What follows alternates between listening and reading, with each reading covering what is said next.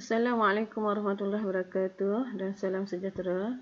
Okey, hari ini saya akan berkongsi dengan rakan-rakan cara membuat ERPH untuk pelbagai subjek dengan mudah, cepat dan senang. Dan yang paling penting adalah memenuhi kriteria TS25. ERPH yang saya akan kongsikan kepada guru-guru ini adalah sesuai untuk digunakan untuk 1 tahun lah. Maknanya selagi sukatan yang kita masukkan ke dalam ERPH kita adalah sama, contoh KSSM sekarang ni, selagi mana sukatan itu digunakan, selagi itulah ERPH kita ni boleh digunakan. Okey, bahan-bahan yang perlu digunakan untuk kita buat ERPH ni senang saja ya. Yang pertama adalah RPT subjek. Subjek apa yang kita mau buat. Dan RPT mengikut tingkatan lah. Kalau kita mau buat tingkatan 1, satulah. Dan satu lagi adalah TP, tahap penguasaan bagi PBD. Dua subjek ni. Dua benda ni sahaja. Jika ada sudah dua benda ni, maka kita boleh buatlah kita punya RPT. Okey, kita teruskan dan kita buka kita punya Microsoft Word. Okey, pertama sekali bila kita buka Microsoft Word, sila pastikan kita punya button di atas ni, home, insert, page, layout dan semua ni, kita ada satu lagi button yang kita panggil developer. Macam mana kita mau tambah kita punya button tu? Okey, pergi kepada file. Kemudian ambil option, tekan option. Pergi kepada customize ribbon. Dan tengok main tab ni. Daripada main tab ni kita tengok developer, kita tak ada tanda right, betul tak? Jadi kita tandakan dia. Okey, bila kita tanda seperti ini, kita tekan OK. Bila kita tekan OK, di kita punya button tadi, di kita punya screen, kita punya Microsoft Word sudah ada developer. Daripada developer ni kita boleh tekan dan kita ada benda ni. Benda ni lah yang kita akan guna untuk kita buat ERPH nanti. Apa dia yang paling penting? Yang paling penting adalah drop down list content control. Benda ni lah kita mau buat ni. Benda ni lah yang kita mau masukkan ke dalam kita punya ERPH nanti. Okey. Untuk teruskan, boleh cari mana-mana tapak ERPH yang sudah ada ataupun kita mau guna ERPH yang sudah ada pun boleh. Mau guna tapak yang sedia ada pun boleh dan kita masukkan benda ini sajalah. Okey, contohnya saya sudah ada tapak. Yang ini tapak untuk matematik tingkatan 5. Okey, subjek matematik tingkatan 5. Yang mana kalau kita perhatikan di sini, minggu saya sudah ada. Saya boleh pilih sahaja. Okey, kemudian hari, saya boleh pilih hari. Hari apa yang saya mau. Dan tarikh. Dan tarikh saya boleh pilih saya mau tarikh apa. Kelas. Pilih kelas. Okey, kelas apa yang saya ada. Dan bilangan. Berapa orang murid. Berapa ni semua sudah ada. Dan kita tengok di sini setiap benda ni sudah ada. Bidang kita ada banyak bidang. Ada bab. Bab juga boleh pilih. Ada bab berapa. Kalau tingkatan 1 ada berapa bab. Tingkatan 2 ada berapa bab. Yang ni tajuk tingkatan template ini adalah untuk matematik tingkatan 5 saja. Maknanya saya masukkan yang tingkatan 5 sajalah. Ini standard dia punya standard pembelajaran. Okey, dan seterusnya sampai ke bawah ni objektif juga. Dalam objektif ni juga boleh masukkan. Terus ada. Jadi yang inilah yang kita mau yang saya akan ajarkan, yang saya akan kongsikan kepada guru-guru nanti. Jadi yang pertama sekali, okey, guna sahaja tapak yang ada, tapak yang sesuai lah. Kalau rasakan sesuai, kita gunakan sahaja dan kita boleh buatlah. Contohnya di sini saya kosongkan. Macam mana kita mau masukkan dia? Okey, saya kosongkan. Okey. Dan di sini juga saya kosongkan. Kita mau buat baru.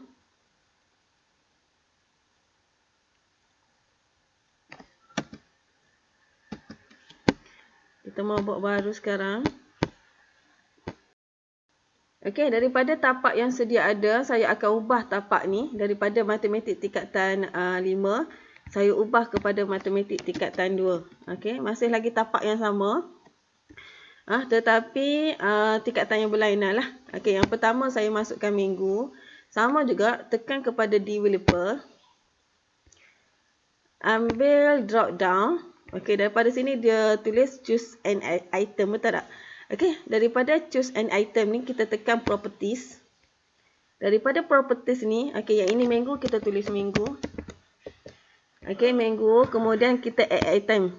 Add item. Okey, item ni kita boleh tulis 1, minggu pertama, add lagi minggu kedua, add lagi, dan minggu ketiga. Okey, add lagi minggu keempat, add dan seterusnya. Tekan OK. Okey, jika kita tengok di sini, kita sudah ada ni apa yang kita tekan. Okey, kalau mau sampai 45 minggu, kita tekanlah sampai 45 minggu. Kemudian mau tekan hari, sama juga, tekan drop down list. Dia tulis choose an item. Kita masukkan, tekan properties. Tulis hari di atas ini. Dan kita masukkan hari. Hari apa? Hari Isnin, Selasa, add item, tekan lagi, Rabu, Khamis, dan Jumaat. Okey.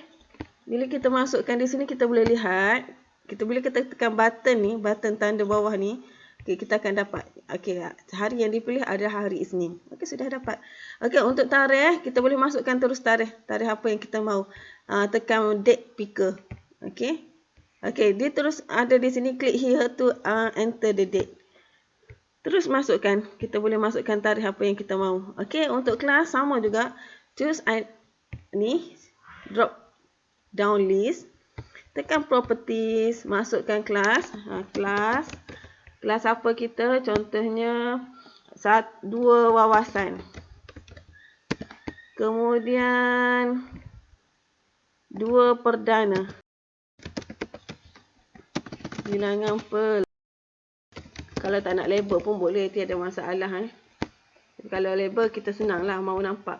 Makna kita ada tajuk yang pertama, tajuk yang kedua, standard pembelajaran 1.2, 1.1. Okey. Dan seterusnya. Ctrl C, Ctrl V. Paste. Okey, dan seterusnya. Sampai habis kita punya, sampai ke akhir bab. Sampai ke akhir bab. Sampai habislah bab yang kita ajar untuk tingkatan 1 ni. Untuk tingkatan 2. Yang ni tingkatan 2. Saya tunjuk contoh tingkatan 2. Okey, sampai habis. Memang dia akan jadi banyak. Memang dia akan jadi banyak lah. Okey, daripada sini kita boleh pilih lah. Okey, kalau di sini kita sudah ada standard pembelajaran yang pertama kan. Contohnya kita ambil yang pertama ni. Standard pembelajaran yang pertama kita mahu 1.11. Dan yang kedua kita mahu lagi. Kita tambahlah. Yang kedua kita, macam mana kita mahu tambah yang ini. Okey, senang saja. Kita copy kita punya yang ni. Copy. Tekan di bawah, Ctrl V. Paste. Okey, kalau di atas ni 1.11, jika kita mahu ajar satu lagi standard pembelajaran, kita tekan saja. Tekan je 1.2, 1.1. Kita akan dapatlah. Dapat benda ni. Okey, ada 2. Biasanya standard pembelajaran kita ambil 2 lah. Okey. Dia akan jadi macam ni. Okey, contoh yang saya buat, yang sudah saya buat lah. Yang sudah saya buat memang banyak. Kalau tengok di sini sampai akhir bab. Memang dia banyak. Kena Ctrl V sampai habis. Contohnya tingkatan 5 sampai bab 8, dia ada sampai bab 8. Yang ni pun sama. Maknanya susah untuk kali pertama je. Selepas tu memang senang sudahlah untuk kita buat. Okey, sama juga dalam objektif pembelajaran. Semua murid tingkatan yang tadi sudah kita buat kan kelas, kontrol je. Ambil yang kita sudah buat tadi. Ambil yang kita sudah buat tadi, yang mana yang kelas tadi sudah kita tuliskan. Kita copy sahaja. Copy saja dan kita pergi ke bawah.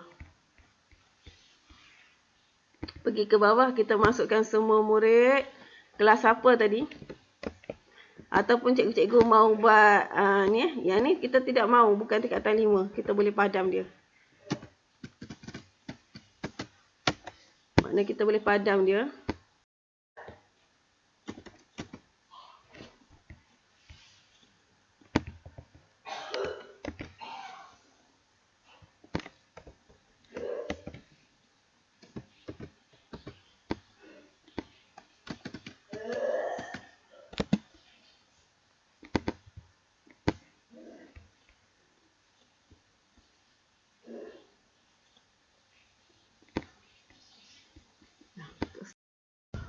Okey, seterusnya untuk standard untuk objektif pembelajaran. Okey, ini ayat saya.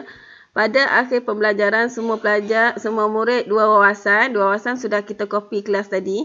Okey, kita mahu tambahkan kita punya objektif pembelajaran. Objektif pembelajaran sebenarnya daripada standard pembelajaran. Jadi kita copy je yang ni. Kita copy je yang ni, kita pergi ke sini.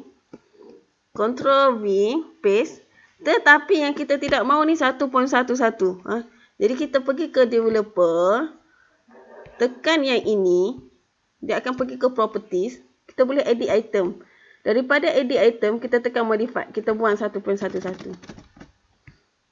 Kita tidak mahu yang tu. Sebab kita, yang ni di dalam objektif, di dalam ayat. Jadi di dalam ayat tidak sesuai lah. Jika ada numbering di depan dia ni. Jadi kita buang.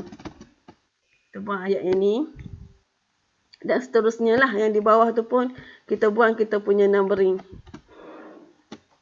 Okey. Dan seterusnya. Okey.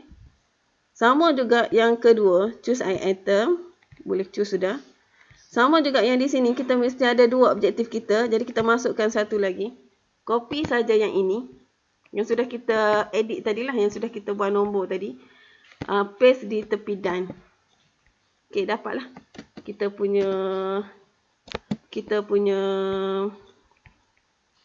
objektif pembelajaran yang lengkap. Ini ayat saya boleh. Kalau mau tiru pun boleh juga. Tak ada masalah. Maknanya pada akhir pembelajaran semua murid dua wawasan dapat mengenal dan memerhatikan. Okey, B ini adalah B. TS25. TS25 mesti ada A, B, C dan D. Maknanya A ni. Okey, dan seterusnya pada akhir pembelajaran sama juga. Kita boleh ambil yang ni tadi. Ambil yang ni tadi. Ctrl V, tekan je sini. Ctrl C, copy, tekan je sini. Yang ni kita tidak mahu. Yang ni tingkatan 5 punya ni. Jadi kita tukarkan dia. Kita jadikan dia. Untuk kriteria kejayaan sama juga. Kita ambil yang sudah kita buang numbering. Yang numbering tadi yang sudah kita buang, kita ambil dan kita paste di sini. Jangan ambil yang ada numbering. Kita ambil yang tiada numbering yang sudah kita buat tadi. Maknanya kita ambil dan Ctrl V. Paste. Okey, daripada sini sudah boleh pilih. Contohnya yang pertama menerangkan jujukan. Dan yang kedua adalah, kenapa yang ni tak dapat ni? Okey, kita paste balik. Ctrl C, Ctrl V. Okey, kita pilih. Ni. Okey, kita pilih yang kedua. Maknanya kita ada dua lah. Kriteria kejayaan untuk pelajar. Okey, sudah siap yang tu kita pergi kepada aktiviti. Aktiviti ni juga saya masukkan yang ni. Boleh buat. Boleh buat apa saja yang kita mahu.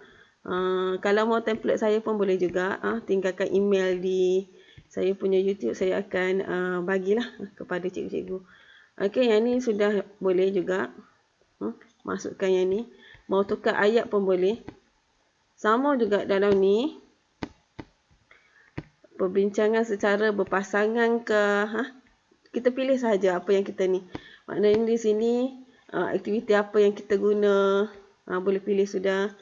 Okey, tipi apa sekurang-kurangnya. apabila cikgu melaksanakan PPD ni, tahap penguasaan cikgu berapa, cikgu boleh masukkan.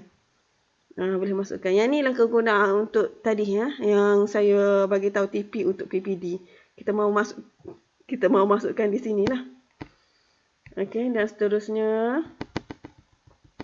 tindakan susulan murid. Yang ni juga boleh pilih. Yang ni juga boleh pilih. Terpulang lah. Dan yang di bawah ni strategi ni semuanya boleh pilih. Saya buat semua boleh pilih. Kalau mau ni boleh PM saya. Saya akan bagi ni semua ni. Okey, mana boleh pilih lah semua ni. Yang ni pun ada juga kalau mau. Yang ni saya buat tiada ni sebab kalau kita buat 2 sahaja aktiviti. Dan seterusnya. Dan cuba lihat di bahagian refleksi. Di bahagian refleksi juga saya masukkan bilangan lah berapa per berapa pelajar. Okey, peratus berapa yang dapat menguasai sampai 100 ni saya buat. Okey, yang ni pun sama. Yang ni jika aktiviti cikgu ada penangguhan aktiviti ke, aktiviti PDP ke, boleh pilih. Kalau ni program apa. Okey, kita tukar kepada tarikh apa. Terpulanglah kepada cikgu. Itu saja, ringkas saja untuk membuat ERPH online. Mana kita klik-klik saja. Kita susah pada mula-mula kita buat sahaja. Lepas tu kita memang senang lah. Senang selagi mana sukatan ini digunakan. Selagi mana kalau yang ni kita guna sukatan KSSM kan. Selagi mana sukatan ini digunakan, selagi itulah RPH ini dia boleh digunakan. Untuk berapa tahun. Jadi tidak rugilah jika kita bersusah dahulu. Kemudian memang senang kita untuk hari kemudian. Tak sampai 2 minit. Untuk kita buat RPH seterusnya. Memang tidak sampai 2 minit lah. Memang sekejap je. Kita klik je. Terus je siap. Okey, itu sahaja. Saya harap perkongsian saya pada hari ini memberi manfaat lah kepada guru-guru. Okey, sekian. Terima kasih.